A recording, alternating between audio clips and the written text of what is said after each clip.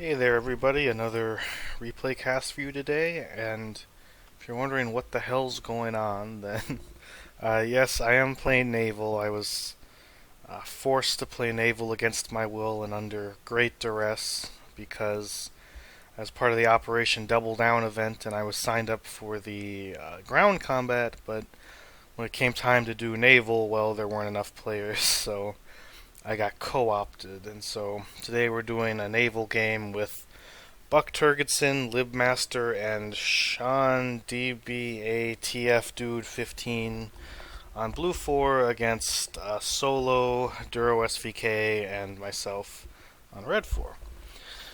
And you probably know from previous comments on my channel that no, I'm really not a big fan of Naval. I think it was well,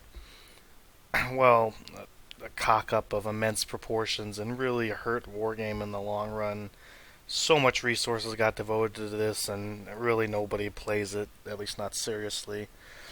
But today we did play it, and I have to admit I had more fun than I thought I would, but I guess you'll see in the game coming up.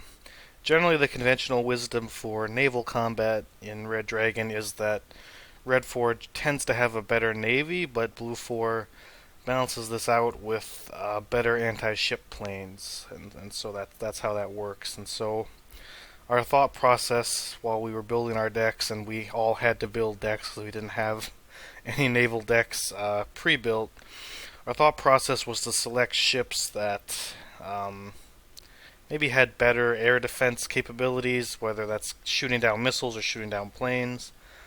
And so we definitely built our starting forces to reflect that.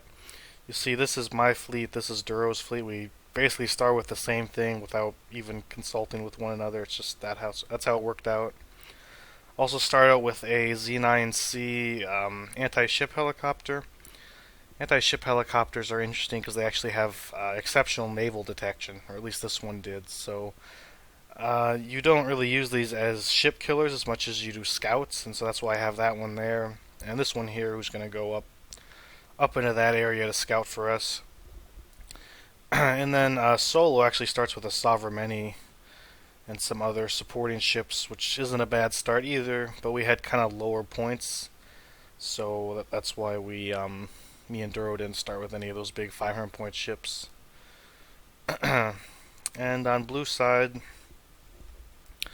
they did start with a lot of planes, but you can see they also have kind of cheaper ships, some Congo, some Lafayettes. Pretty powerful fleet, really. And again, my commentary might not be quite as insightful because I don't play this naval quite as much. By quite as much, I mean not at all. But yeah, I guess we're getting started. I talked to the Blue 4 after the match, and Turgidson said he kind of regretted the Pegasus class because it's a anti-ship ship, but it doesn't really have CIWS or ECM or anything, and once they run on missiles, they lose a lot of utility. But to counter that, they did start with 2 supply ships. I don't think we started with any on Red 4. Let me speed it up a little bit. And so here's me and Duro. We're going up to Charlie. Kind of expected Blue 4 to come down through Foxtrot and then meet somewhere in the middle here, but they elected to go around the flank. So that was where Solo went. He kind of went off over here to secure Echo. He's got his CV going there. And he ends up running into them. Here's the anti-ship blob that they bought to send. Now, they did kill a Hujian. That's not a terrible loss, but that's still 110 points.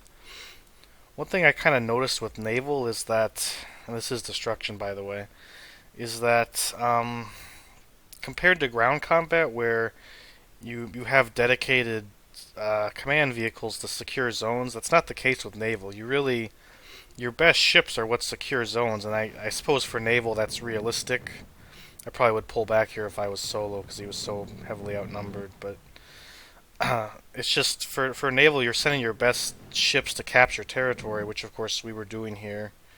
These are 160-point battleships, and it's basically equivalent to ground combat sending like main battle tanks to capture zone instead of 100-point jeeps, which is kind of an interesting dynamic, I admit, because you have to balance out. Okay, I need zones, but I also need ships on the front line. So how do I justify that?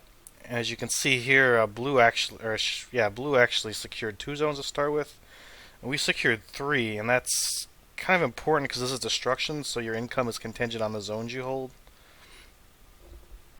You see, we beat back the initial blue contingent. We've made them not cede India. They're going to be in that corner. We're going to be in this corner, but we certainly fought them back, I think. Again, blue has 400 points invested in Lafayette's to sit back here and hold Golf and Hotel. As you can also see, a lot of points in the air too. They can actually, excuse me, they can actually see the CV back here at Charlie, so they're trying to snipe it with the big plane spam because it's all alone. That's not a bad strategy because then we lose a lot of points and we also lose this income.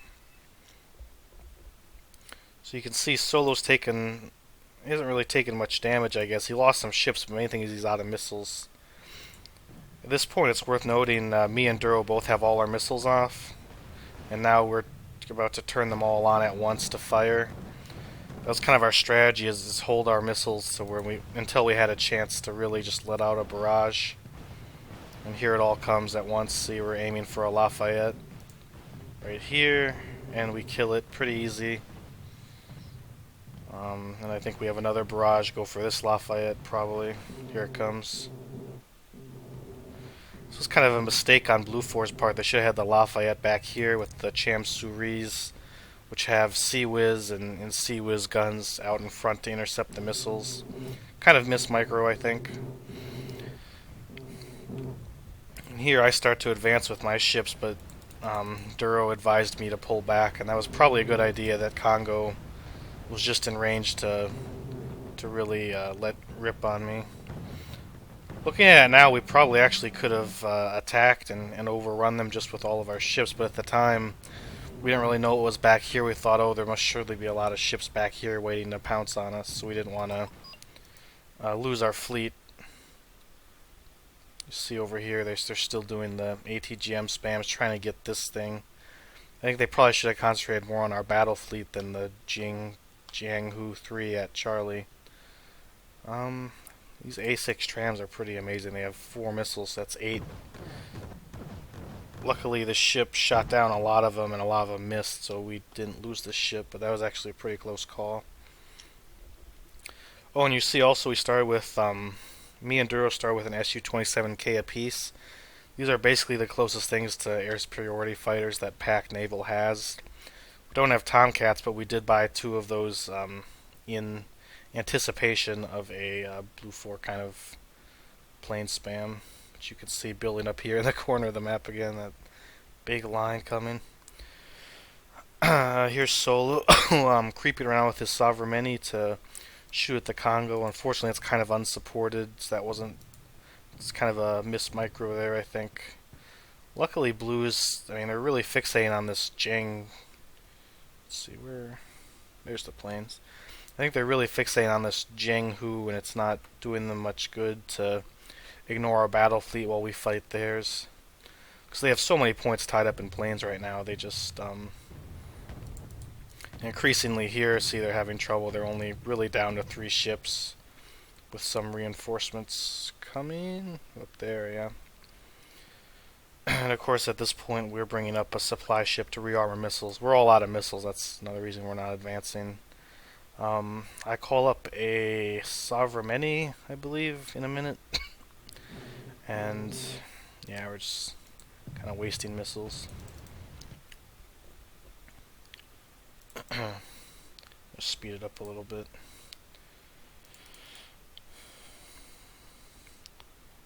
We probably should have actually advanced these forces to fight these guys, but we just, we're being overly cautious, I suppose. We're not very familiar with naval. Here come 2 trams by Buck Turgidson. Again, 4 missiles each, 8 missiles total. Coming around to hit this Sovereign, which is exposed, just having a gun battle with a Congo, really. And a CF-18 as well. And I believe they get this because, I mean, you really can't have these capital ships 500 points on supporter just sitting out like that, but here it comes. It's got its own defenses and they shoot down a lot of missiles, but ultimately, there she blows. So that was definitely a setback, but we were so far ahead. In terms of like what's on the water right now, like we've killed 1,400, Blues lost 1,000. I should say Blues killed 1,000, and so just by that we have a lot more points on the water. That's 2 ships worth. Then when you consider they have 3 times or 4 times as many planes as us, we probably really should have realized how weak they were here. Again, just overly cautious, I suppose. You see, Sean has Oliver Hazard Perry's kind of rolling by, firing missiles. It's a little bit of a waste of missile just because we have this big blob that can shoot them all down. Here's at last the Blue 4 plane missile spam. But I think maybe one of those hit, but we really defeated pretty well. These Hujian are. See, their main gun is actually.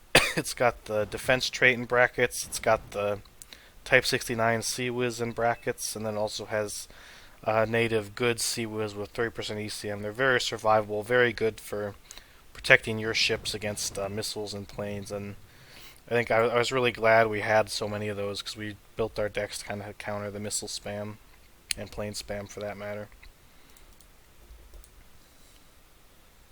I'll just speed it up to get to the action, I suppose. There's my Sovereign coming in. Blue 4 at last pulls out a Tomcat, which is a pretty big danger to us, to be honest. That Tomcat's got almost 12-kilometer range missiles, and our Su-27Ks only have 7,000 meters on their missiles. So they can really deny us the air with that. Not so much to stop us from hitting their ships, but more to stop us from intercepting their planes with our planes, I think. You see there's a Tomcat actually going for an Su-27K. And I didn't quite kill it. I guess he ran out of missiles, I guess. Couldn't finish the job. More planes coming in. Again, we shoot all the missiles. All our Hujians are really defeating those, thankfully. Couldn't track them down with our Su-27s, though. It really is kind of amazing how much this side of the map got ignored. But again, like, we need our battleships. I guess they're not battleships, but we need our destroyers and our cruisers on the front lines. So nobody really had the points to contest any of this stuff. Just kind of put our helicopters out there to watch what was happening, and then that was it, basically. See here, Duro called out an extra CV ship to defend, or I guess just keep this held if they manage to kill this one.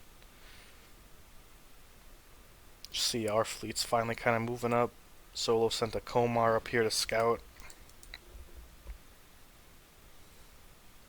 I think we killed the Congo with missiles at this point. So really, Blue told me after the fact, like, they put so many points on planes, they just didn't have the income. So again, we have 3 zones to their 2. And here we are, just again opening up with a missile barrage, holding our fire and then releasing it all at once. Killed the Lafayette. And that was, well, we did lose a ship there, but that was really kind of the end of Blue. I think they only had 1 zone captured, so their income went way down. These Oliver Hazard Perrys are kind of trapped back here. I think we're bringing a Muna up somewhere. Yes, there it is. But those Munas are so slow, though. I think we eventually said fuck it and just drove around the corner here to kill these guys while they were backed up against the reef. See, their missiles aren't really much of a danger to us. We just have such a blob. And then even just with our Sovereign guns, we're able to kill those ships. The enemy planes can definitely inflict some damage, but not enough. We may have lost a ship here to that last run. And then I fire on their supply ship to get the points.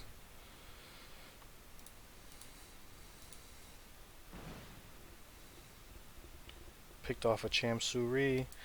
Got a Su-27K flying on cap here to protect against 8 anti-ship missile planes. It's really all they've got right now are those anti-ship missile planes, and we obviously didn't know that necessarily. We thought they had a bunch of shit just back here ready to ambush us at the time, so that's why we're being a little circumspect with how we advance. See our Su-27Ks in position, but they just run out of fuel right as the blob gets here. Which is really unfortunate for us. But here come the ship missiles. Again, we kill most of them, take a few hits, lose one ship, really 2 ships, which wasn't too bad. Those Hujans are only 110 points. They were actually telling us after the fact that they just didn't have the precision with their planes because they set them all at once and they'd all fire on maybe 1 or 2 targets and they could never target our big ships, so it was just kind of pinpricks really. You can see here all they have is that 1 ship left, so once we discover that, we'll go around and kill it. They did try and call it another one. And at this point, again, it's really just income. We have 5 zones now captured to their 1, and that the income disparity is just so much that they couldn't even buy ships to really even get more zones or push back. So here comes the plane blob again. I think it kills this probably, but look, they're all going for that 1 ship. We lose it, we kill all the other missiles, and 1 at a time every minute or so they can probably do that. But we're pretty much ready to attack. Time to be conservative is over. Here they come again.